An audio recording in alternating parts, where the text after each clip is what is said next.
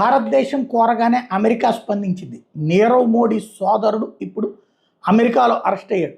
నేహల్ దీపక్ మోడీ భారత ప్రభుత్వం చేసిన అప్పగింత అభ్యర్థన నేపథ్యంలో అమెరికాలో ఈ అరెస్ట్ చేసుకుంది. రుణాల విషయంలో పంజాబ్ నేషనల్ బ్యాంకును మోసం చేసిన కేసులో నేహల్ మోడీ ప్రమేయం ఉందని ఆరోపణలు ఉన్నాయి. ఈ నేపథ్యంలో కేంద్ర దర్యాప్తు సంస్థలు చేసిన అభ్యర్థన మేరకు ఇంటర్పోల్ రెడ్ కార్నర్ నోటీస్ జారీ చేశారు. దాంతో గత వారం అమెరికా పోలీసులు నేహల్ని అదుపులో తీసుకున్నాడు. తన మీద జారీ చేసిన రెడ్ కార్నర్ నోటీసులు రద్దు చేశారు. అతను ప్రయత్నించినప్పటికీ ఫలితం లేకపోయింది.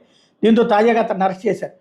అతని బెల్జియం పౌరసత్వం ఉంది. నీరవ్ మోడీ పంజాబ్ నేషనల్ బ్యాంకులో రుణాలు తీసుకుని 13,500 కోట్ల రూపాయలు ఎగ్గొట్టడం, దాన్ని వేరే దేశాలకి ట్రాన్స్ఫర్ చేసుకుని అక్కడికి వెళ్ళి నివసిస్తున్నటువంటి నేపథ్యంలో 2018లో భారత్ నుంచి పరారు కావడం, అప్పటి నుంచి తన కోసం వేట జరుగుతున్నటువంటి నేపథ్యంలో భారత్కి అప్పగింతకు సంబంధించి నీరవ్కు వ్యతిరేకంగా ఫలితం రావడంతో మార్చి 2019 లండన్ అధికారులు అరెస్ట్ చేసి అక్కడ జైల్లో ఉంచారు.